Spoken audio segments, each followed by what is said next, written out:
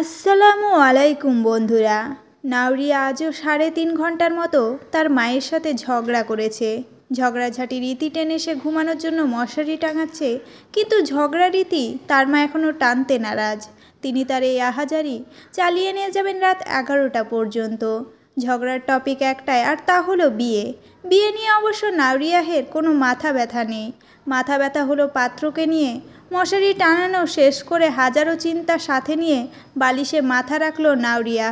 1.5 মাস যাবৎ তার মায়ের সাথে সে এই একই বিষয় নিয়ে দুবেলা ঝগড়া করে। কিছুতেই কমতি নেই তার রূপে গুণে, কোনো ত্রুটি নেই। তাহলে এমন কেন হচ্ছে তার সাথে? এসএসসি পরীক্ষার পরে হঠাৎই আগ্রহ জেগেছিল দিন সম্পর্কে জানতে। তাই আগ্রহকে দমিয়ে না রেখে সে একটা ইসলামিক গ্রুপে জয়েন হলো, আর সেখান থেকে তার পরিবর্তন হওয়া শুরু। আগে নামাজ পড়তে জানতো না, কুরআন পড়তে পারতো না। 1.5 মাসে প্রবল চেষ্টা করে সে কয়েকটা সূরা মুখস্থ করেছে, নামাজও পড়ছে, সাথে পর্দাও।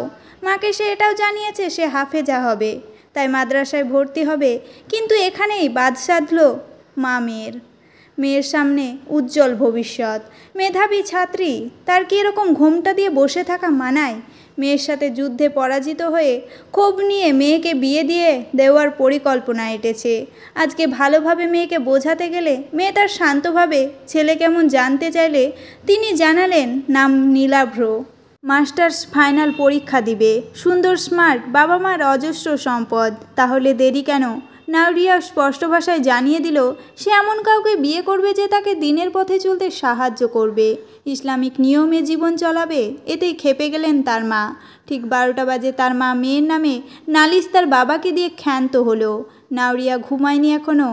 ঝগড়ার পর মায়ের উপর রাগ করে না খেয়েই শুয়ে পড়েছে। এতক্ষণে পেটে ক্ষুধায় চুচু করছে, তাই বিছানা থেকে নেমে পা টিপে কিচেনের দিকে পা বাড়ালো। মুখের বিষাদের ছায়ায় এবার গভীর রূপ নিল। জমানো জমাট বাঁধা কষ্টগুলো গলতে আরম্ভ করলো। গলায় দলা পেকে গেল, দু চোখ ঝাপসা হয়ে এলো। এ কি শুনছে সে? তার বাবা মা মিলে তাকে তার কাকাতো ভাই রৌনকের সাথে বিয়ে দেওয়ার ফোন দিয়ে আসছে। তার কাকা যথেষ্ট ভদ্র ও সম্পদশালী, কিন্তু কাকার ছেলে ভণ্ড। একদিন নাওরিয়া তাকে মদ সেবন করতে দেখেছে।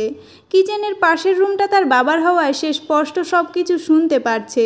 ছি, তার বাবার চিন্তা এত খারাপ হলো কবে? ছি, তার বাবার কালকের জন্য তৈরি করা পরিকল্পনাকে ভেস্তে দিতে সে পানি খেয়ে রুমে চলে আসলো। চোখ দিয়ে বাদ ছাড়া পানি পড়ছে। কিভাবে সে একজন নেশাখোরের সাথে সংসার করবে? আল্লাহ, তুমি তো সব দেখছো, তুমি তো উত্তম পরিকল্পনাকারী। তুমি সকল অসাধু পরিকল্পনার কুচক্র থেকে আমাকে হেফাজত করো। হে আল্লাহ, তুমিই জানো আমি অসহায়, আমি নিঃস্ব, দুর্বল। তুমি সবল পরাক্রমশালী, পরম করুণাময়। তুমি তোমার রহমতে আমার থেকে সকল বালা মুসিবত দূর করে দাও। হে আল্লাহ, আমি জানি না কিভাবে তোমার কাছে ক্ষমা চাইতে হয়। আমি এখনও বুঝতে পারছি না আমি কি করব, কোথায় যাব। তুমি তোমার পথ আমাকে দেখাও। শুধু ফোন আর জমানো কিছু টাকা নিয়ে বোরখা পরে বেরিয়ে পড়লাম। জানি না এখন কোথায় যাব, তবে আপাতত বান্ধবীর বাসায় অর্ধরাতটা কাটাবো। সূর্যের মিষ্টি তাপ মুখে আছড়ে পড়ল, ঘুম ভেঙে গেল। সাথে সাথে উঠে বসলাম। ও ফজরের নামাজ কাজা হয়ে গেছে।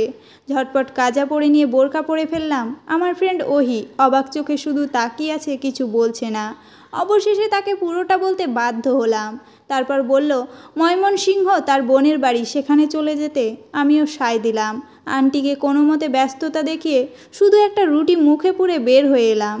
জামালপুর বেশিক্ষণ টিকে থাকা যাবে না। বাবা নিশ্চয় এখন খোঁজাখুঁজি শুরু করে দিয়েছে, তাই টিকিট কিনে ময়মনসিংহের বাসে বসে শান্তির নিঃশ্বাস ফেললাম।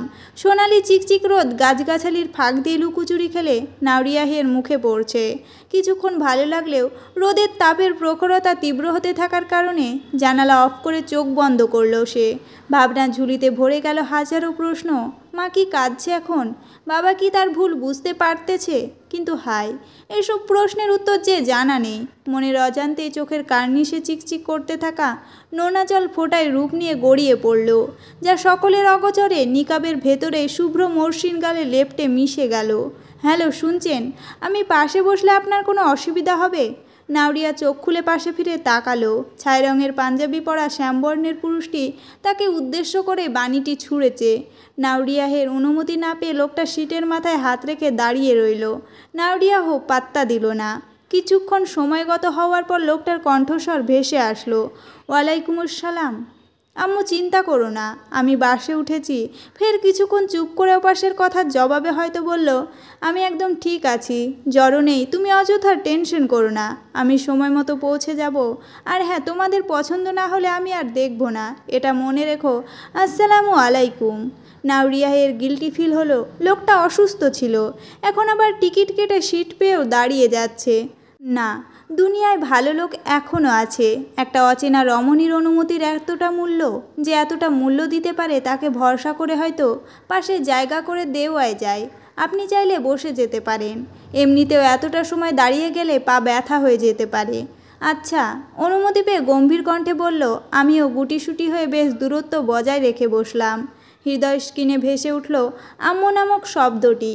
কি না করেছে এই মানুষটি ছোট থেকে তার জন্য। কোনো কিছু চাওয়ার আগেই পেয়ে গেছে।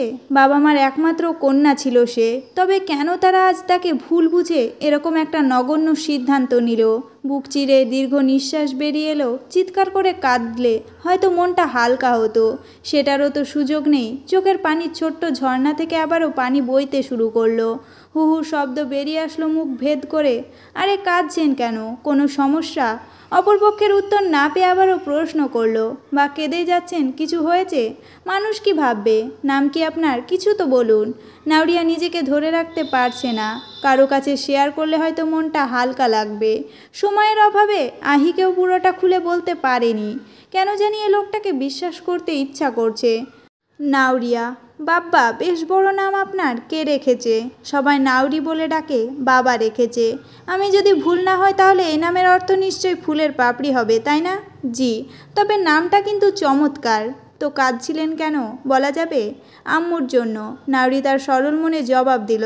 কেন, আপনার মা বকেছে? না, আমি বাসা থেকে পালিয়ে এসেছি। আমি একটা অ্যাড্রেস দিলে আপনি আমাকে দিয়ে আসবেন? আহির বোনের বাসা সে চিনে না, তাই ভরসা করে বলল, পালিয়েছেন কেন? নাকমুখ কুঁচকে প্রশ্ন ছুড়ল লোকটি। বড় কাহিনী, প্রেমের জন্য? না, ইনসাফের জন্য। আমায় বলা যাবে কেমন ইনসাফ? বেশ আগ্রহ নিয়ে বলল। নাওরিয়া দ্বিধাদ্বন্দ্বে পড়ে গেল। একটা অচেনা মানবকে এত কিছু বলা যায়? তবুও এছাড়া কোনো গতি না দেখে সব বলল।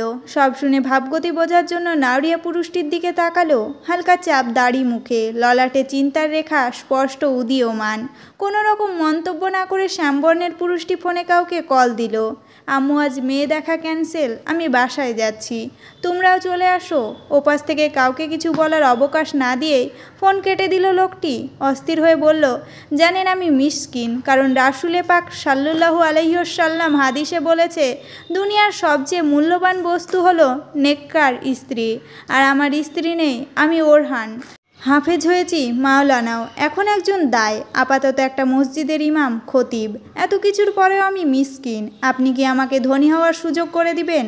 নাওরিয়া লোকটার অদ্ভুত প্রস্তাবে কিং কর্তব্য বিমূঢ় হয়ে জিজ্ঞাসা করে বসল, আমি কিভাবে আপনাকে ধনী বানাবো একজন পূর্ণবতী নেককার স্ত্রী হয়ে? নাওরিয়া সলজ্জিত হয়ে নুয়ে গেল। তবে কি আল্লাহ তার দোয়া কবুল করে নিল? বুকে সাহস সন্ধার করে জিজ্ঞেস করল, আপনি তো আমাকে দেখেননি। নেককার হলেই হবে, সুন্দরী না হলেও চলবে। আমি তো নেককার নয়, হতে টাইমও লাগবে না।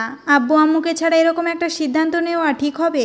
তোমার আব্বু আম্মু যে সিদ্ধান্ত নিয়েছিল তা ঠিক ছিল। সারা রাস্তা নিশ্চুপ রইলাম দুইজনই, জানি না এরপর কি হবে। তবে আমার সাথে আল্লাহর উপর ভরসা আছে, নিশ্চয় তিনি যা করবেন ভালোর জন্যই করবেন। অচেনা বাসায় সোফায় গুটিসুটি হয়ে বসে আছে নাওরিয়া। একটা মেয়ে আসলো, তারই সমবয়সী হবে, যথেষ্ট সুন্দরীও। মেয়েটা নিজের পরিচয় দিল, নাম নুসাইরা। নাওরিয়াকে আশ্চর্য করে দিয়ে মেয়েটা তার প্রতিটি প্রশ্ন এবং উত্তরের পরে বা আগে ভাবি শব্দটি যোগ করে তাকে সম্বোধন করছে।